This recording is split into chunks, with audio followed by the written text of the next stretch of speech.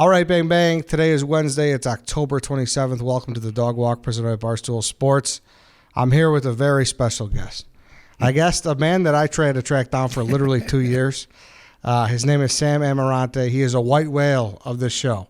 You're the white whale. So you know what that is? The white whale, no. The white whale. It's like something whale elusive, something I could never catch. Oh, okay, because I'm a little guy. You know, I never was compared to a whale before. Yeah.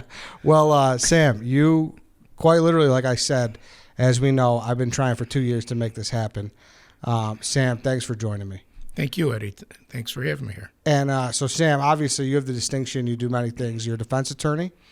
Defense lawyer, yes. Defense lawyer. Right. And you were the lawyer for John Wayne Gacy. I was. And I was 6'4" before that case. Then I might have been like a whale, a white whale. And so anyway, Sam, like I said, this is years in the making. 2 years ago, I remember we had it all planned out. We were going to show up to the office, and it was the Monday. I forget what Monday it was. The Bears played Sunday Night Football that night. And I show up, and we didn't have each other's numbers, and you had called. You didn't have a number for me either. And you had called the Sirius station that we did our radio show out of. And you're like, yeah, can you tell them I can't do it? I got to. I lost my voice at the Bears game last night. So true. Yeah. So true. So that's why it didn't happen then. And now then, we have to put a paper bag over our heads. I know, it's bad, right? It's bad. And then this time around, I was like, man, I was looking for any ways to try and get you. And I talked to your wife, Deanna. That's how you got me. And that's how we did it. That's how we made it happen because it was just I was just like, hey, we'll talk about Designs by DVA. So go check that out, right? Your wife's business? Yes, please. That's why I'm here. She said, Eddie from Barstool's called me or got a hold of me and wants you on the air.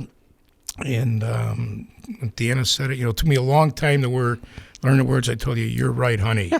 I tell the people when I do weddings for them because I'm still a judge and I do weddings. And so Deanna, I said, oh, this guy's been trying to corral me for 2 years, Deanna. She goes, oh, can you do it for me? I go, okay, you're right, honey. I'll do it. So here I am. Yeah, so here you are. Like I said, Designs by DVA or designsbydiva.com. Deanna is a licensed surface pattern designer for wallpaper, wall art prints, gift wrap fabric, and more. Her products and patterns can be found at her website, designsbydva.com, or by visiting Etsy or Spoonflower. Just search for her name, Deanna V. Amirante, Amirante, or Designs by DVA, or follow the links on her site. All of her pattern designs are available for licensing. Keep up to date by following her on Instagram, Designs by DVA. That's her that's her handle. And Deanna Amirante, making things pretty, one pattern or more motif at a time. Hey, let's take a quick break here because we got to talk about Roman. Roman swipes, you guys know the drill by now. Stop these old methods. Stop counting ceiling tiles. Stop counting floor tiles. Stop counting backwards from 10 in your head. Pledge of Allegiance. Stop doing all that stuff because you don't need it anymore because Roman swipes are here, and they're a clinically proven way to help you last longer in bed, okay? They're effective, they're easy to use, and they're fast-acting, and they don't require a prescription. They can ship to you in discreet, unmarked packaging, and each swipe packet is small enough to hide in your wallet for whenever you need it.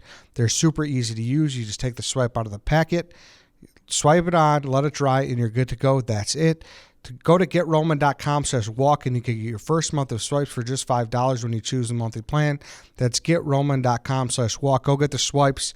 Everybody wants to do better in the bedroom department. Roman is here to help you. Roman is here. Also, the swipes are at Walmart, I believe, and as well as condoms. So they got a bunch of great products to help you in the bedroom. Make sure you don't get shut out. Go get some Roman. GetRoman.com/walk. Go use it. All right, let's hop back into the show. Thank you. And she's an absolutely wonderful graphic artist. She does great design work, and she's a wonderful wife and a wonderful mother. Awesome. So Such a clean Eddie. website. Such a clean website. Go check it out if you're interested.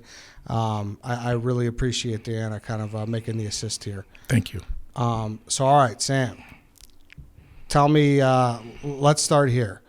How did you meet? When was the first time you met John Wayne Gacy? Well, you introduced him to me, don't you? Yeah, how many times have you said that? That's a joke. You Plenty got of in the times. cannon. Yeah, that's a joke, everybody. Actually, I was active. Now in my late life, I'm a Republican. Early in my life, I was a Democrat. I was a Democratic precinct captain in Norwood Park Township. And Gacy was a precinct captain also. And I was in the public defender's office. I was the chief public defender in the northwest suburbs. And, of course, that covered the area of Norridge and that whole area. And when Gacy got in trouble, and, I knew him through this organization, and everybody knew John Gacy. There used to be a show on one of the local stations years ago, one of the news stations said, "Someone You Should Know." And Gacy was like one of those people. It was like someone you should know because he did everything for everybody. He was helpful to everybody. The best precinct captain that the committeeman had at the time in Norwood Park and in that area, Norwood Park Township. Can you explain what a precinct captain is? Oh, sure. For people don't know. It's a person who locally represents a group of the neighbors in a certain area, a certain few block area, a couple hundred people. Mm-hmm. And those precincts, there's a number of precincts in a township area. And the township's divided into their political divisions. And each precinct captain is in charge of that neighborhood to help people. So somebody needs a garbage can, or somebody needs to know how to vote, or where to go for the voting, or somebody has a complaint they want to register. The precinct captain can do it for them. It's something that both the Democrat and Republican Party have. It was very, very big in the Democratic Party early on. Now it's not as much because of all the electronic and social media. But then it was very important because it was a people-to-people contact. And John Gacy was a very affable, likable guy. And he was a good precinct captain. He'd go around everybody. He was the kind of guy you would never suspect him of having done anything wrong because he would help everybody. If you needed something like right now, something moved around a room, let me help you. That's the kind of guy he was. Not a scary guy. And I tell kids when I lecture at times that the scariest thing about John Gacy was he was not a scary guy at all. So that's the scariest thing about him. He didn't look like a murderer. He didn't look like somebody you would be afraid of. He looked more like a Santa Claus kind of guy. Yeah. He wasn't a scary guy. So anyway, I knew him through there, and I was a precinct captain too, and he was on the street lighting district as a trustee, and I used to do their budget every year and submit it to the county. That was one of my assignments. And so when he got in trouble, when he was being tailed by the police, he knew me. He knew I was a lawyer. He knew I was the chief public defender at the time was in Des Plaines. And he called the PD's office. Well, I had decided, this is how my life works, I'm sort of like Forrest Gump. I decided at that time to leave the PD's office. I was gone already. I gave my notice to Jim Doherty, the public defender of Cook County, that I was going into private practice. I was opening an office in Park Ridge, and I was going to just wrapping up some of my cases. And so he calls the public defender's office looking for me, not because he thought I was this great lawyer, although I had tried a number of murder cases, some things that had been publicized in the paper, so he knew I had been active as a trial lawyer in the PD's office. So he called because he thought I had clout. He thought I knew everybody out there. He thought I knew the police chief, which I did. I knew the police chief, the mayor of Des Plaines, all these different people. So he called the office looking for me, and he talked to my now would-be assistant, then it was secretary, Judy, and Judy said, well, Sam's not here right now. Can I take a message? She didn't want to tell him I had left the office already, and I was on my vacation time and just wrapping things up. She took a message. She called me. She goes, Sam, there's a guy named John Gacy who called looking for you at the PD's office. Do you want me to give him your office and your number, your new office? I said, yeah, give him this number here. I know Gacy. I know who he is because everybody knew him. And then I get a call, and I pick up the phone, and I said, Sam Amirante, may I help you? And he says, Sam, it's John Gacy. Could you help me out? Could you do me a favor? I said, sure, John. What do you need? Anything. He goes, can you find out why I'm being tailed by the police department, Des Plaines County, whoever's tailing me? They're ruining my business. I didn't do anything wrong, and they're tailing me all over the place. I said, John, I know all those guys. I'll talk to them. Don't worry about it. I'll take care of it. But bang, before you knew it, I was in the middle of this huge case. I had no idea what I was bargaining for, getting into. Sort of like being on this show, Eddie. Did you follow up initially? Like, did you follow up with the Des Plaines police? Were you like, hey, what do you guys have here? Oh, I did. I went right to the chief. I went to the mayor. I went to Terry Sullivan, the chief prosecutor out there, and asked them. I said, you're tailing this poor guy. He's got a business he's trying to conduct, and they're tailing him. There's no reason. And then they told me, look, we can't help you. This guy, we think he kidnapped a kid out of a drugstore. And I said, you got it wrong. This guy didn't do it. Everybody knows this guy. Everybody loves this guy. He's not going to hurt anybody. He does a lot of work for kids. He does a lot of charity stuff. So I was arguing with them, and they said, well, we're not going to help you at all with him. Then a little at a time, as things went on during the next week or so, my son Sammy, who's now 46 years old, Actually had to go to the hospital. He had a real high fever. We put him in the hospital. Between that and then Gacy being tailed, I never slept. It was like one whole day for me for the next week. I literally never went to sleep because things kept happening every day. He was being tailed. He'd call. I'd be at the hospital visiting my son Sammy. He would come to the hospital to talk to me. And it was just constant. It was like constant, like one day. And eventually, Terry Sullivan told me, your guy's a bad guy. I was trying to tell him what a good guy Gacy was. We actually filed a lawsuit in the federal court. I actually had to quit. I lost all my vacation time in a PD's office that I had coming to me, sick days and everything, because I had to quit right there. I didn't want to have to explain why I was working as a PD yet and a private lawyer. So I quit that. We filed a lawsuit with the federal court alleging harassment by the Des Plaines Police Department, civil rights violations. When that was filed, other things happened. They told me that Gacy had been convicted of sodomy in Waterloo, Iowa, and went to Anamosa State Prison for that. And Gacy kept telling me he knew nothing about this kid. And the Waterloo kid. Yeah, no. The Waterloo. He explained that there was some kid with clout. The father was a state senator, and that's why he got convicted. He was innocent of that. Gacy's always innocent of everything. He was always innocent, Yeah. And so when I confronted him with him, he didn't tell me. And then eventually he came to my office. But I'm going, I digress. I'm going way into it. But so I knew him through the Democratic Party as a precinct captain. So Democratic. Short Party answer to the first long question. answer to the question. So, what was the relationship like, though? You just kind of saw him at functions. Did you attend one of these parties he had at his backyard? Was that kind of thing, or how was that? No, fortunately, I never did. Yeah. I never did do that because there's all kind of jokes come up about Gacy. No, I never attended his party. I never socialized with him. A lot of people did. Again, he was a friendly guy. He was very affable. I just basically gave him legal advice, during the time I knew him, and I knew him. And everybody knew Gacy, and apparently he knew who I was, and he knew me at the time for being a lawyer. But no, he had those big parties. He had these big theme parties, for like the 4th of July. He'd have all this stuff and just different things over the year. But I never attended one of those. Gotcha. So it starts as that. It starts as a relationship through precinct captain, and then it turns into when they were following him, he calls you. I'm just setting a timeline here for the audience. They were following him. He calls you looking for advice because he thought you knew you were in with them and he could help you out, or you could help him out. Right. And then you find out it's more than that. So how much time went by from that again? So his first call when he was like, "Oh, can we sue them for following me, for harassing me, for surveillance?" Yeah, the whole thing lasted about a week. It was like so it was only a week. Yeah, it wasn't long. They kept the tail kept getting closer and closer to him. It was like a net being placed around him with the police officers who were just never letting. They're like Velcro on him. They wouldn't let him go, and he would lose them. And don't forget, that was a time before cell phones and all that. He would lose them, Gacy. He was like playing cat and mouse games with them. And he would go to a payphone, call him from a payphone and laugh at them, say, "Aha, you lost me." He invited him in his house for coffee. He told them clowns could get away with murder.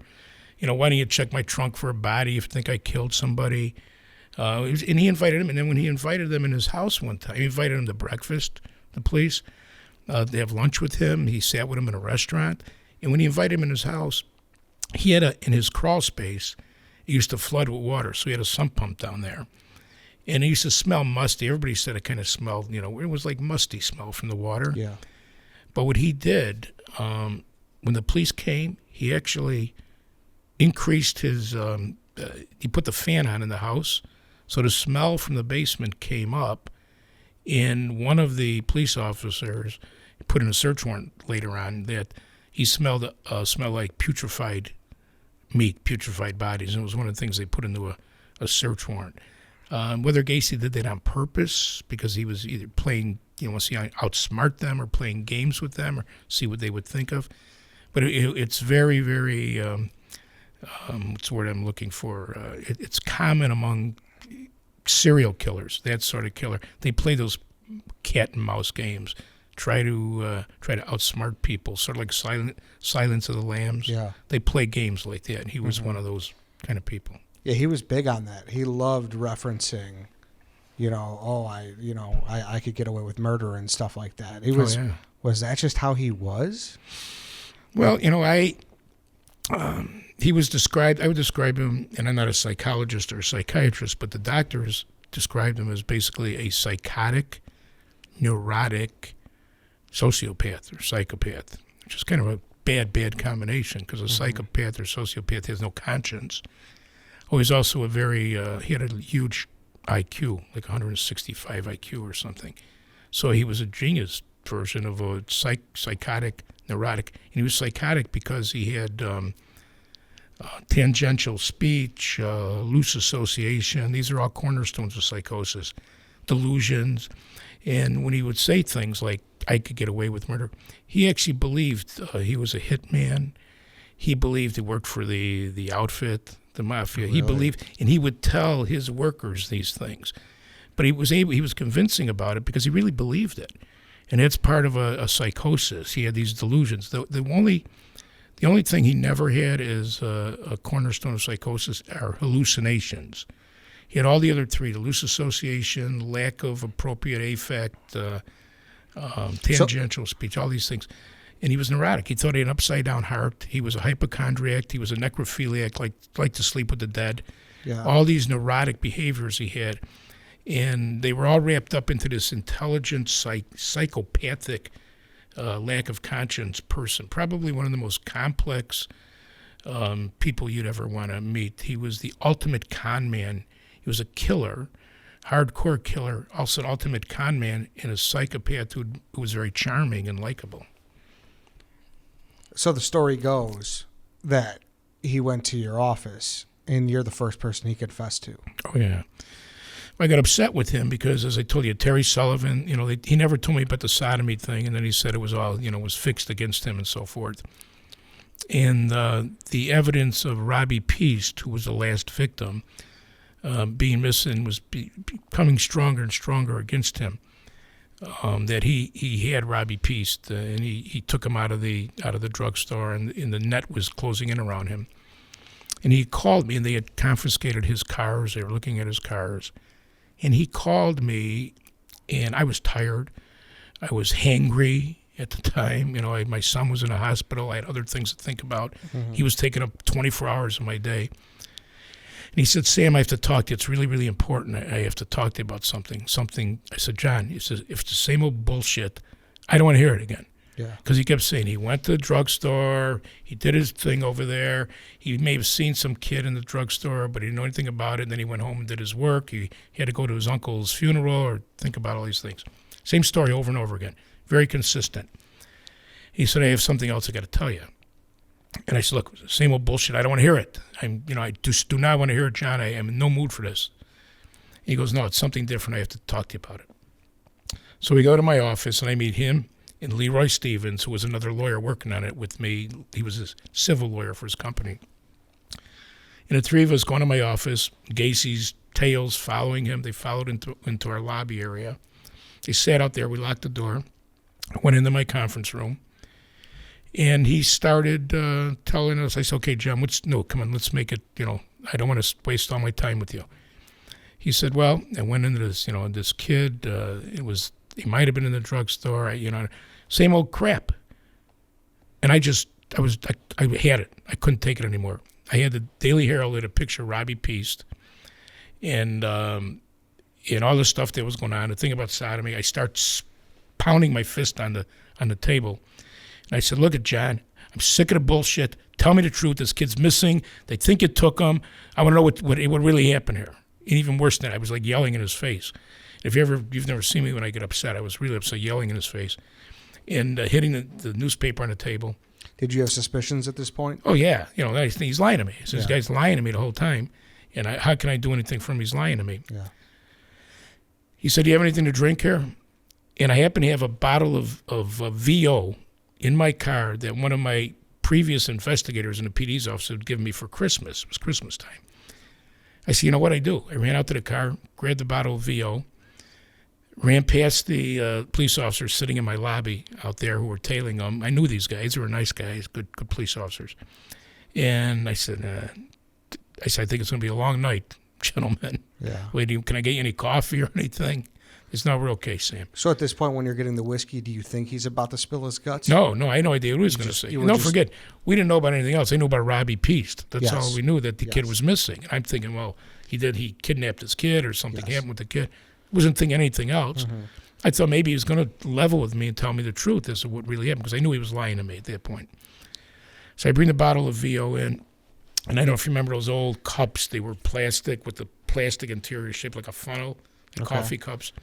We had those in the office. I poured VO for him. He said, fill it up to the top. Poured for myself and for Leroy. He had a shot like for Christmas. Chugged it down. We all had the drink. He said, fill mine up again. Filled it up again. Gunk, gunk, gunk. Chugged it down. Then he looked at me. He looked at the boy in the picture in the paper. He goes, this is not the, because I yelled, this is Robbie Peace. This kid's missing. You had something to do with this. He goes, this is not the kid that was in the drugstore, but this kid is dead, and he's in the Des Plaines River. Eddie, my heart started pounding. Boom, boom, boom. I said, oh, John, what are you talking about? He goes, he's dead. He's in the Des Plaines River. And then he looked at me, eyeball to eyeball. We're about closer than we are now. And he says, I've been the judge, jury, and executioner of many, many people. Now I want to be my own judge, jury, and executioner. I want to tell you the whole story from the beginning. I don't want you to interfere. I don't want you to try to make me do anything or not do anything. But I'm going to tell you everything from the beginning. And it started in 1972. I picked some young man up, boy, at the Greyhound bus station. It was from Minnesota. And from that point on, Eddie, he went into this whole tirade. I mean, I didn't say a word for the next couple hours. Leroy Stevens and I, our eyes were bugging out. He told us about every single murder in detail, where it happened, how it happened, why it happened. He said every one of them were dumb and stupid. Every one of them basically deserved to die because they couldn't do the rope trick. He showed us about the rope trick where he would put handcuffs on them, and he described it to us and put the rope around their neck, and I aged 20 years that night. It was just unbelievable, all the stuff I heard. He wanted to take Leroy and I. He told us about the crawl space where all the graves were.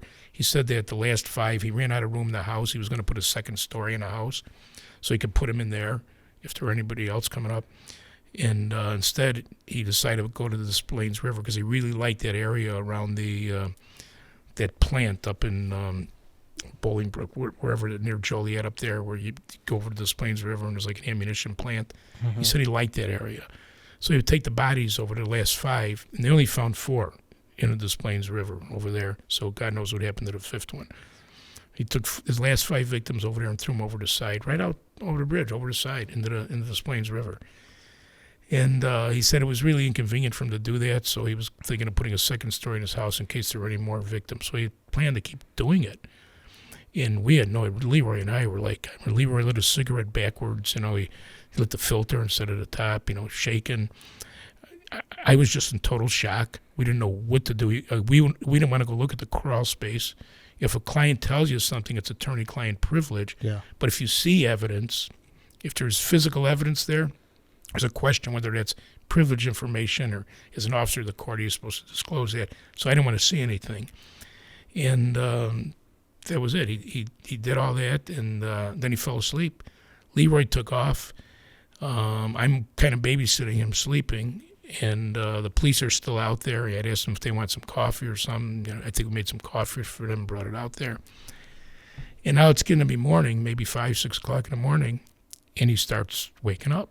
I'm reading a book. And Leroy and I had set up an appointment with a psychiatrist for that morning, coming up like 10 o'clock or some 9, 10 o'clock at, I can't remember the name of the hospital, on the north side of Chicago. We set up the appointment because we didn't know what to do. We're going to turn this guy in. We can't let him go. He says he's going to do it again. He said he wanted to handle it himself. Is he going to go out and kill himself? Is he going to kill somebody else? It was really a tough problem for us. So I'm sitting there babysitting for him, watching him sleep, and all of a sudden he starts waking up, like, toward the morning, like early 4 or 5 o'clock in the morning, starts growling. It's like this guttural sound coming out of his throat. He's going, and I'm looking at him like, and I'm thinking, what the hell's going on with this guy now? His eyes never opened. His eyelids were kind of fluttering up and down. Stands up.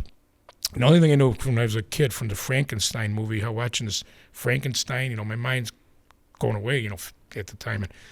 And he stands up like real stiff, and he puts his arms straight out, and he starts walking toward me now. Wow. Now, right, he starts walking toward me, and I'm going, John. He's going like this. His eyes are fluttering. And I had a baseball bat signed by Jim Rivera or somebody from the White Sox in the corner of my library. I picked up the bat.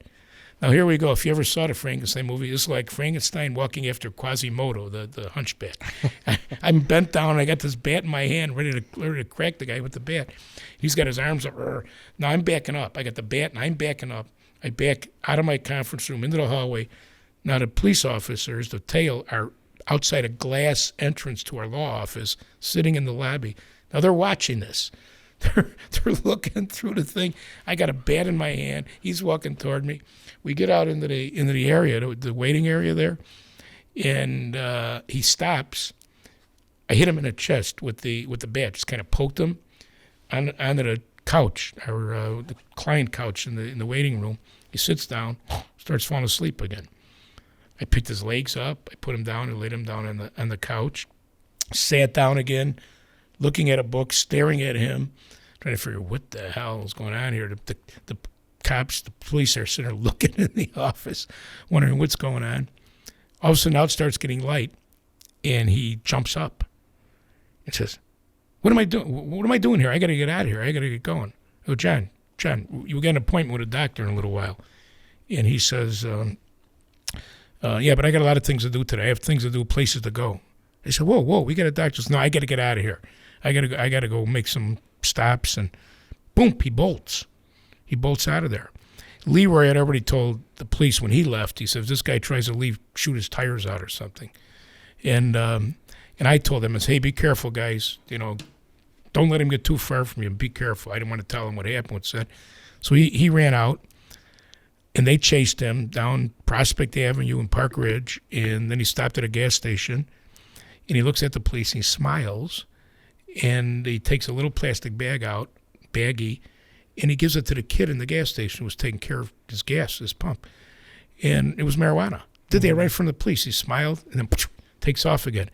Then he went and see his buddy Rhodey, and left a car there. He had another truck or car at Rhodey's house, went out the back window, the back of Rhodey's house. He went to say goodbye. He was saying goodbye to all his friends. Went to say goodbye. And then he went to a payphone and called the police. He goes, I lost you again. You're dumb and stupid too. And he told them where he was.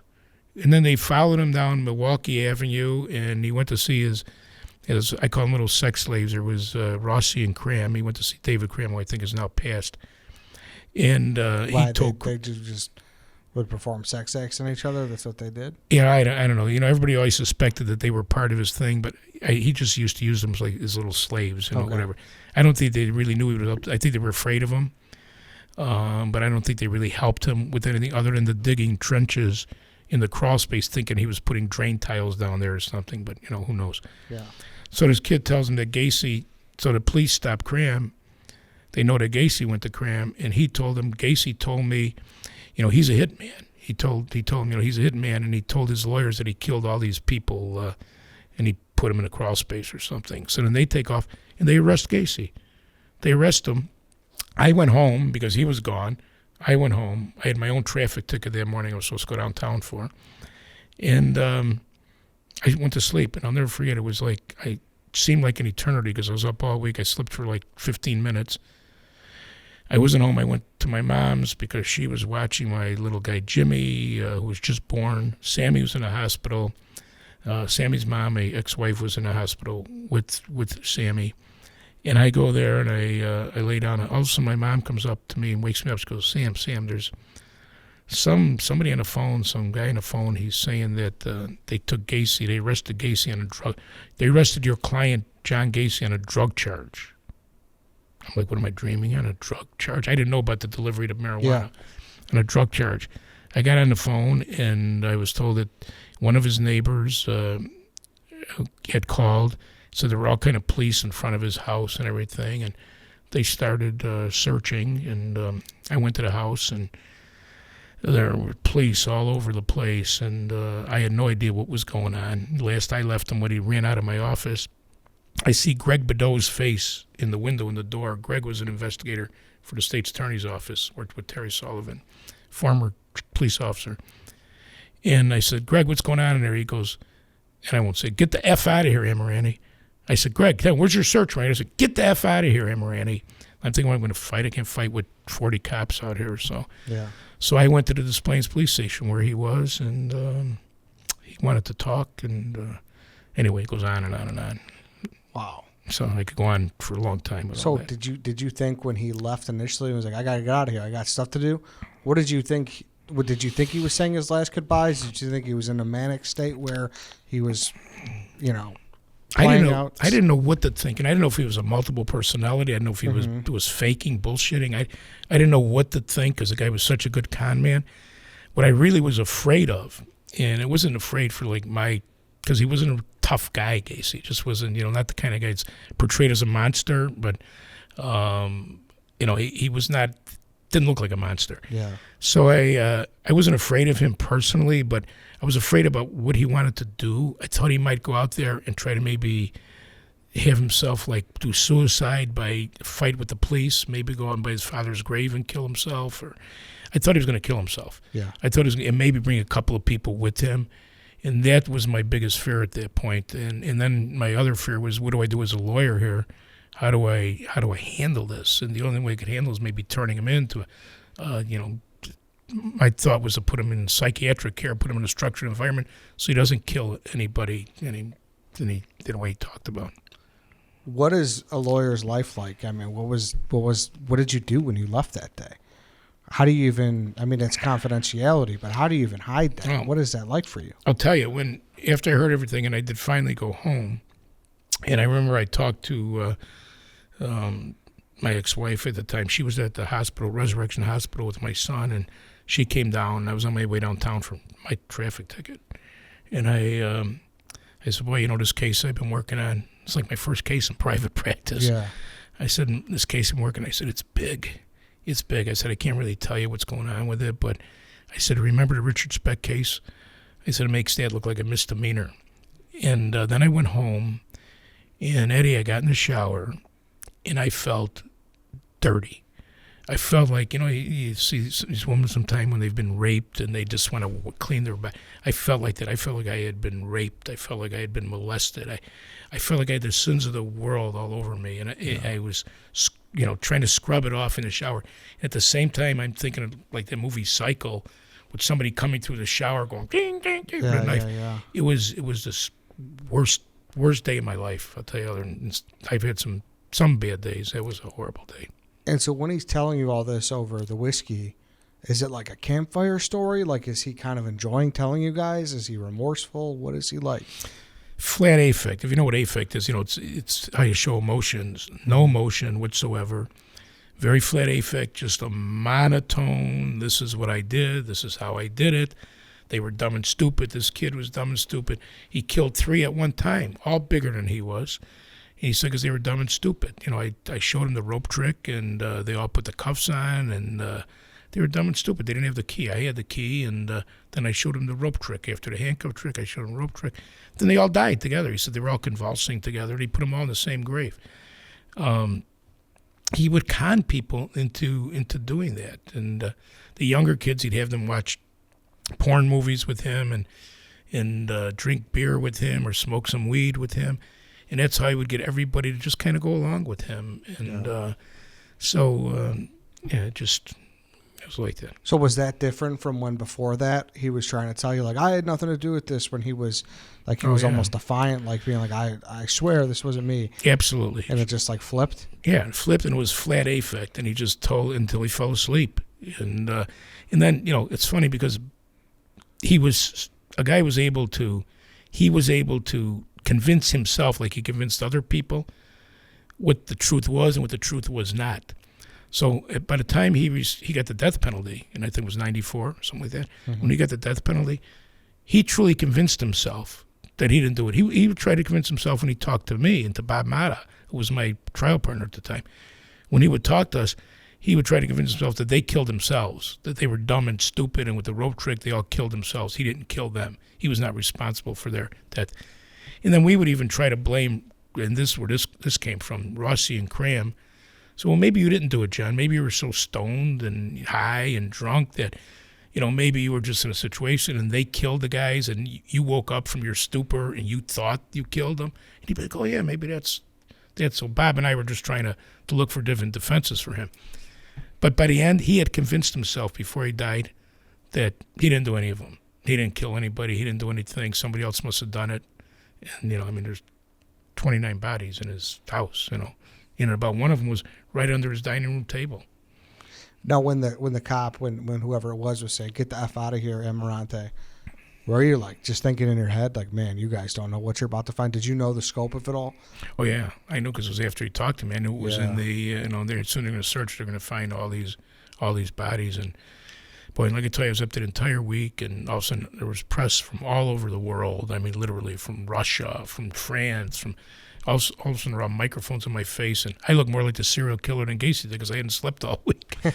And I had this little afro going, and it was a very, as a lawyer, as a person, a very, very frightening experience. During that time, though, do you remember, was there a string of missing people? Was it a thing where it's what's going on here? That past couple of years, there's been all these boys that have been missing.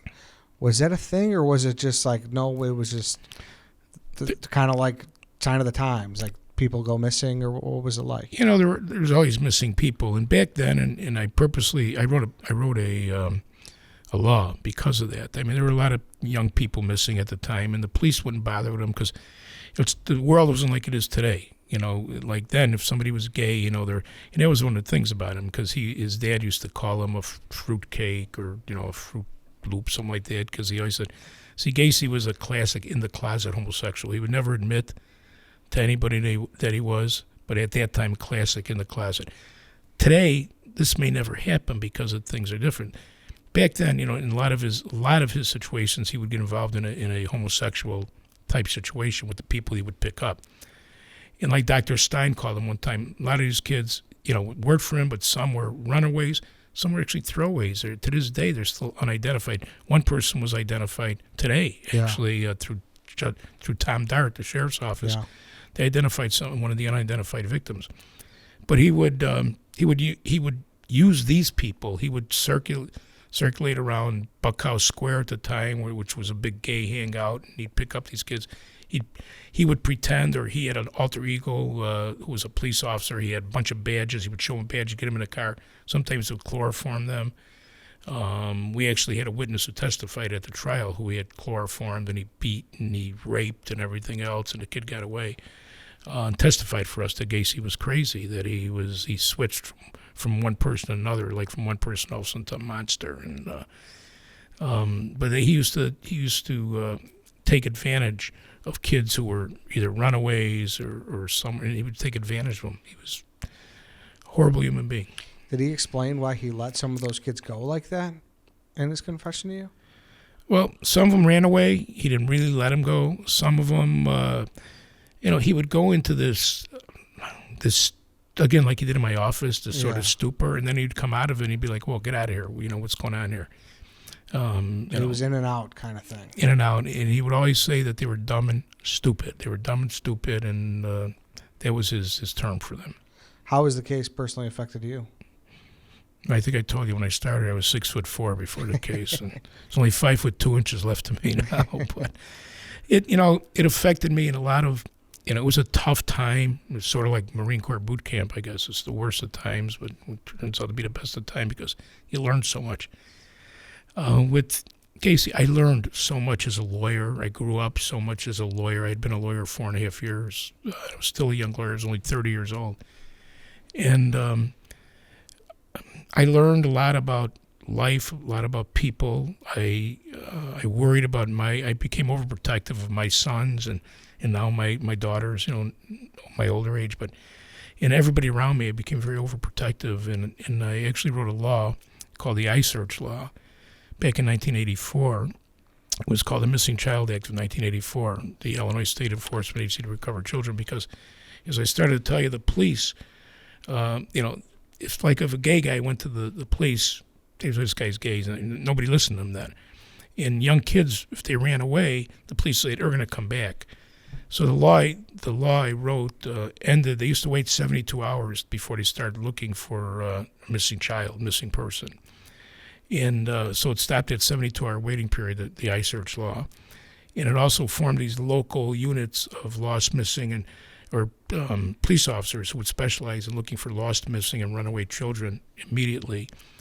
And then it started a statewide central computer system where all information regarding the kids were missing, and anybody who may be suspected of like child abduction and so forth would be in a computer. That has now evolved into the law called, it was on the milk cartons and Amber Alert. The Amber Alert. It's evolved into the Amber Alert. So if it wasn't for Gacy, I tell everybody it's a silver lining behind the cloud, because if it wasn't for my participation in Gacy, I never would have written that law. And I think when I became a judge later on, it made me a lot more in tune to what was going on in the world in different cases, and I still respected the presumption of innocence, because like Judge Garippo said during the Gacy case, if people like Gacy could get a fair trial, it means we're all safe. Everybody get a fair trial. So it made me not more in tune, but I'm very, very I'm very intense about the Constitution and presumption of innocence, so that everybody's rights are protected, even a serial killer like that. But at the same time, it made me very sensitive and compassionate for the victims of crime and their families, because I saw each one of those families just parade by me in court, and it was just horrible, to see the sadness in their eyes. And one person, Robbie Peast's dad, who I thought should really, really hate me for representing the guy who killed his son. Mr. Peast came up to me in court one day, and you have to think, his father's coming up to me, he's going to shoot me, or what's he going to do? And came up to me, he goes, Mr. Amirante, I just want to tell you that I have no malice against you. I understand you're a lawyer, you have to do your job, and I respect the fact that you're doing your job. And I just want to let you know that. And I thought that was one of the classiest, nicest things that ever happened. This is from a victim's dad. And so, it gave me that different kind of feeling as a lawyer and as a person through my life, and I carry it with me every day. What was the opposite spectrum of that, though? Like, were people, waiting for you when you went outside your house? Were people sending you hate mail? Oh, I can't even comprehend if it was social media like it is now. Yeah, right. I got hate mail from all over the world, literally different languages, different people. People would say they were going to hang me upside down and stick a hot poker up my ass, and they were going to take my kids and carve them up. And I got horrible, horrible letters. I have a whole box full of letters, threats that I got from all over the world, threatening my family. I'd have a police watch in my house for a long time because people wanted to kill me.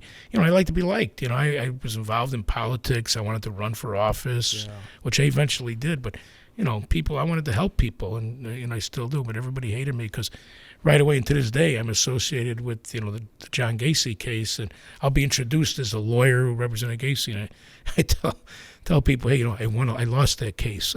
I won a lot of cases too. Yeah. So. What was the trial? Just insane, though. Yeah, it was insane. But we had a very good judge. The prosecutors and I butted heads, with me and Bob Mata and against the prosecutors. One was Bill Kunkel, who also became a judge like I did. Terry Sullivan, who's still practicing law. Jim Varga, who's also a judge. Who was the other guy? There's Kunkel, Sullivan, Varga, and he's a lawyer. Anyway, Bob Egan. They were the lawyers on it. Good lawyers. Bernard Carey put his best lawyers on that case, and it was against me and Bob Mata. And Kunkel and I used to lock horns all the time. But during that, you go through a case like that. It's like going through a war together, fighting against each other. You develop a camaraderie.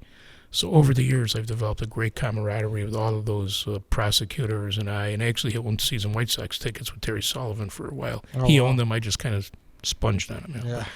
But they were great lawyers. They're still all great lawyers. And ironically enough, when I became a judge, Terry Sullivan and Kunkel and Bob Egan all appeared in front of me as lawyers. And it's an interesting world. But it's like playing a football game or a baseball game or a wrestling match. Or, I mean, you're out there to win. You could be against your brother, but you're out there to win, and you're butting heads when you're on that field and you want to win.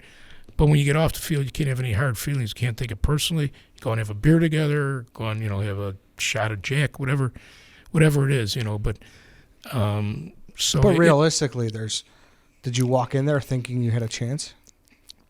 I always think I have a chance. Yeah. I'm the eternal optimist. You can't try a case like that without thinking you have a chance. Yeah, I thought he was insane. Yeah. I thought if we tried a case in the computer, he'd be found not guilty by reason of insanity. But these are human beings, the jurors, and there's no way in this world that they were going to find him not guilty. We were just hoping for not guilty by reason of insanity. We knew we'd never get a straight not guilty on the case. Yeah. But we thought if he was found not guilty by reason of insanity, he could be put in a mental institution. He could live in a structured environment, because as long as Gacy was in a structured environment, he was safe. He wasn't a threat to anybody.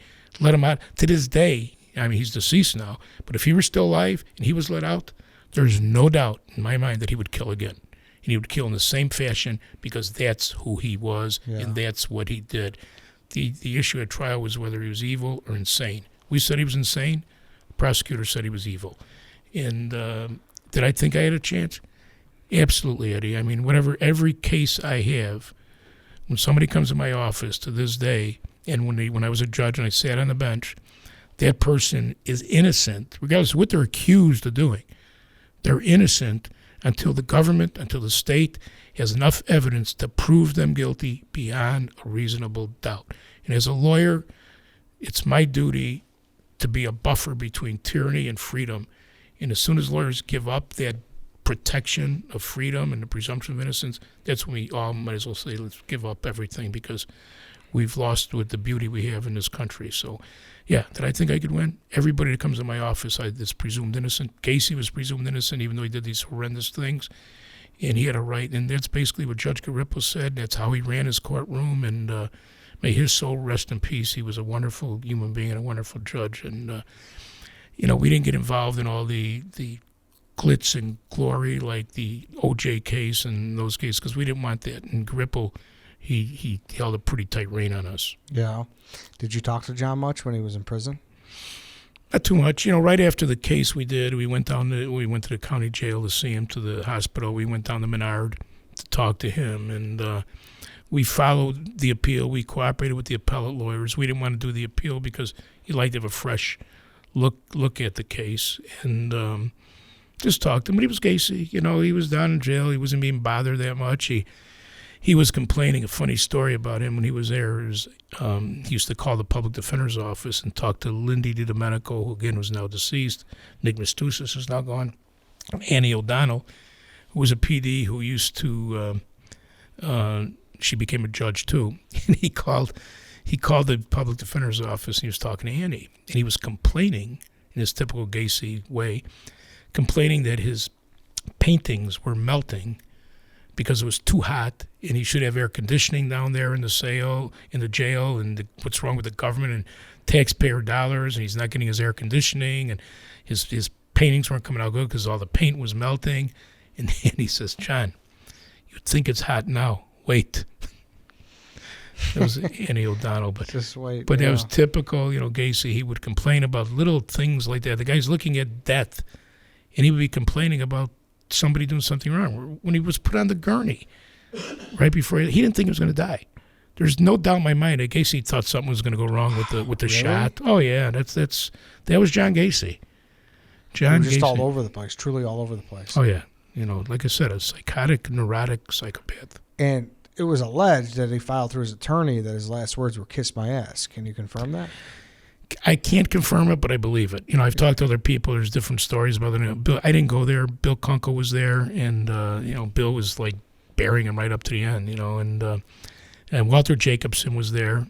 Walter kind of followed it. He was a gentleman during the whole case. And some people say that those are his last words, "kiss my ass." And do I believe that? I truly believe that. He was represented at the end by Karen Conti. Karen Conti represented him at the end. He had Karen convinced. I know Karen for a long time. She's a wonderful lawyer. He had her and her husband at the time, Greg Adamski, who, again, another guy's deceased, was He had them convinced that he didn't do it and that he was in other states and so Really? forth. Oh, yeah.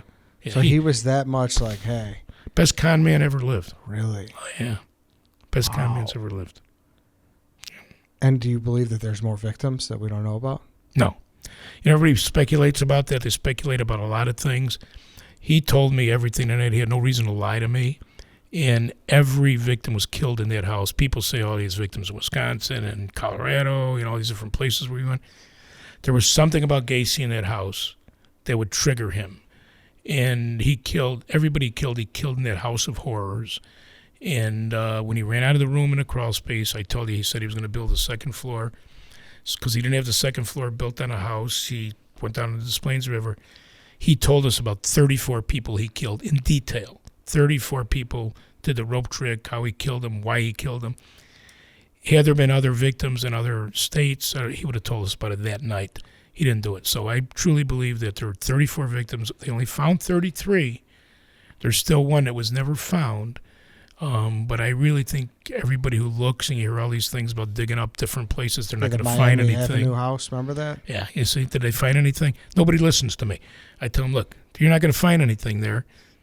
But people like to speculate. People like to do things like that. So yeah, man, it's crazy. It's very crazy. What about the accomplices? Do you believe there was accomplices? Because I know that was a big theory. Well, that was Rossi and Cram. Everybody thought they did it, and our own investigation revealed. And you could talk to Bob Mata about that too. I think they suspected what he was doing. I don't think they really knew for a fact that he was killing these people. And if they did, I think they thought he was a hitman of some sort. They may have helped him bury some because he was kind of, out of shape. You have to go into the crawl space. I don't know how. He even told us that they helped him dig all the ditches, but they didn't know anything what was going on. They thought it was for drain tile. But he treated them both like his little sex slaves. He used to have sex with them. And, they were both young kids, and they were both very, very under his control. And I think Rossi's still around. He hired a lawyer after he hired Ed Hanrahan during the trial. And David Cram's no longer around. I think he passed away a few years ago. But those are the two that people suspected. I don't think they were, the state still thinks they might have had something to do with it. I don't think they did. So if he knew all the details, though, back to that, how come he never gave the names to everyone? Or do you think he forgot the names, or do you think that was part of his final fuck you? Some of them he didn't know their names. Okay. A lot of them he detailed. He just picked them up, and he was Jack. He was a police officer. Jack, I can't remember right now, but his alter ego was a police officer, and he didn't know other names. He didn't get, he would describe him as the little Dago. Like this one kid was one of the last victims from Elmwood Park. He was a little Dago from Elmwood Park, or this guy was a dumb and stupid kid from the high school, or this guy worked for me, but he never did anything right. That's how he described them. He didn't describe their names. He described their persona. Gotcha. And what's your biggest question that you would love the answer to? Do you have one that you've always wondered?